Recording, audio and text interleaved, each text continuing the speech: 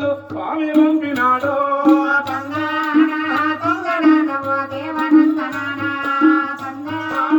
ఎల్ల జనంబుల రెక్కలు గట్టగా ఏమించినారు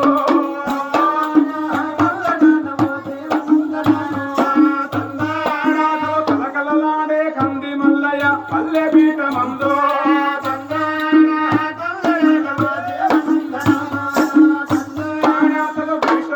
సప్తమి రోజు గురువారమనాడు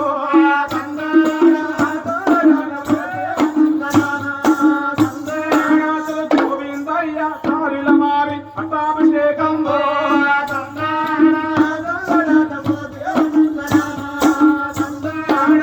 గోవిందయ్య కారిల మారి పట్టాభిషేకం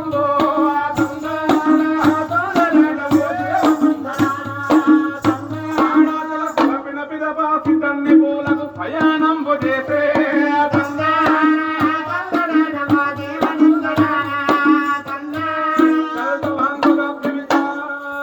అప్పుడు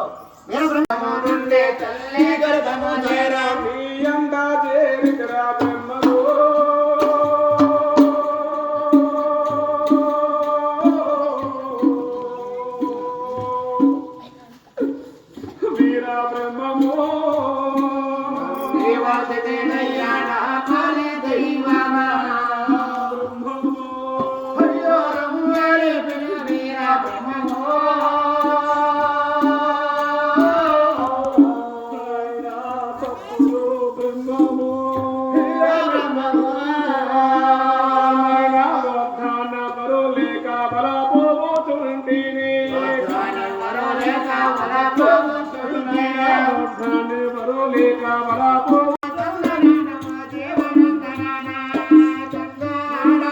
గోవింద భగవతుల వెంటనే ద్వారము తీసిందో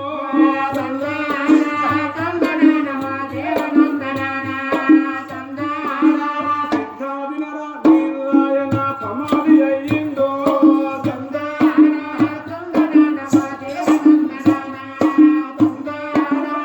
అది మూర్తియు అన్న శబ్దము చెవిల విన్నరయ్యో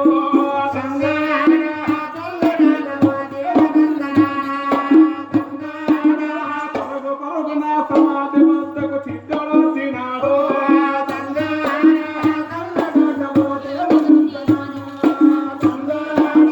అయ్యో సామను సమాధి పైన తలన బాధకునియో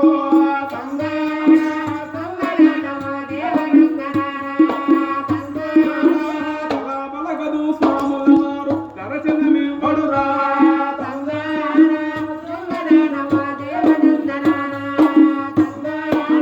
గండకత్తెర మెడకు వేసుకుని సిద్ధుడు వినరయ్యో కత్తెర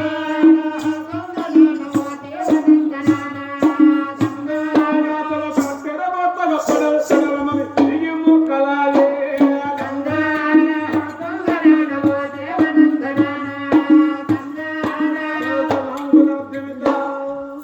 సభ చేస్తున్నాడు. అక్కడ మాత్రం ఏంటంటే గండ కత్తెర ఉన్నది. మెడకు వేసుకొని లఘు చేస్తే కత్తెర విరిగి ముక్కలైతుంది.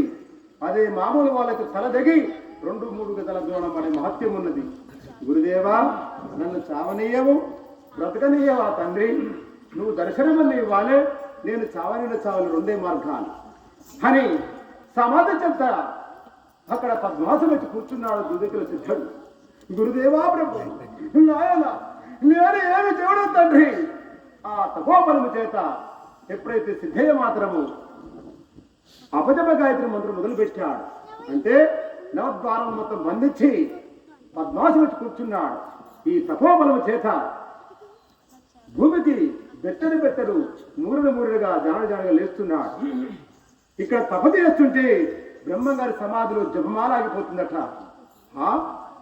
ఏమిటి? సిద్ధయ్య మాత్రము ఈ తపోబలము చేత సమాధికి ఒక గదమెత్తు లేవనలేస్తున్నాడు. సమాధిలో ఉన్న బ్రహ్మంగారు అనుకున్నాడు, శిశువో గురువాయ, గురువో శిశువాయ.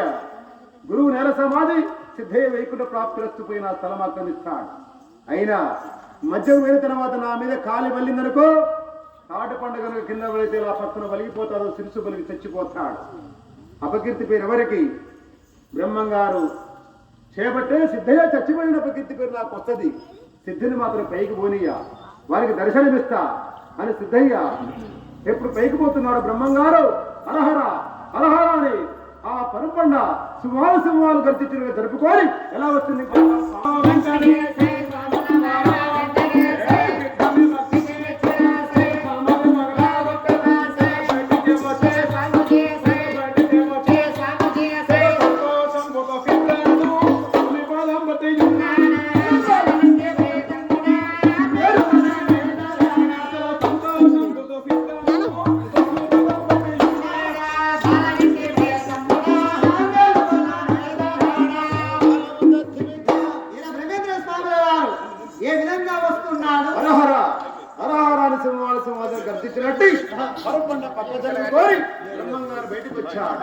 వచ్చేసరికి సిద్ధయ్య పైకి పోతున్నట్ట సిద్ధయ్య కాలు వేలు గుడ్డలు పట్టుకోరి సవిరాడు ఎరక మరుపులు వచ్చాయి సిద్ధనికి సరస్వముడి జీవులు ఉదస్తాందించాడు ఆహా నా గురుదేవుడు నా కాలేళ్ళు పట్టుకుని చెప్పి వెనుదిరిగి బ్రహ్మంగారి పాదాలు పెట్టిన రాజు సిద్ధుడు ఏమిరా సిద్ధ 12 సంవత్సరాలు తండ్రి గురుదేవా ఆ మాట అనుడు మీకు తరువాత తండ్రి నాయన నేనేమి తప్పు చేశాను ఆ తప్పేది నా వెళ్ళయి నా ఇంటికి పోతా అంటాడు సిద్ధుడు నువ్వేమి తప్పు చేయలేదు బిడ్డ నిన్ను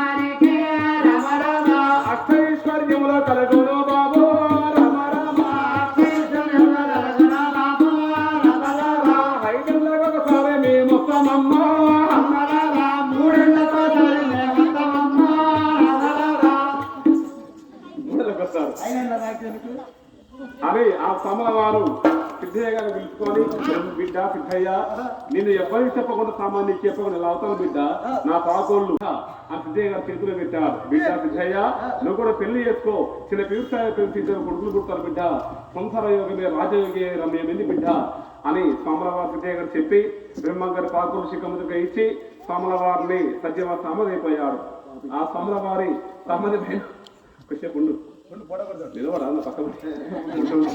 ఆ సామల వారు ఆ సిద్ధయ్య గప్ప ఆ వీర బ్రహ్మం గారు మళ్ళీ ఒక మొదలు పట్టుకొని హోం బ్రహ్మం కూడా సజీవ సామాన్లకు వెళ్ళిపోయారు భక్తులారా బ్రహ్మం గారు సమయ పైన సిద్ధయ్య గారు పొరబండ మరచి బ్రహ్మం గారి పాకులతో పెట్టుకొని అమ్మవారి గోవిందకి దీవెన తీసుకొని సిద్ధయ్య గారు మూడు మాలకు గ్రామం చేరిపోయారు బ్రహ్మం గారు సంపూర్ణ చరిత్ర భూదేవి వరకు మొదలు పెడితే సోమల వారి సజీవ సామాన్య వరకు సంపూర్ణమైన చరిత్ర అంటారు ఆ చరిత్ర వినే మీ అందరికీ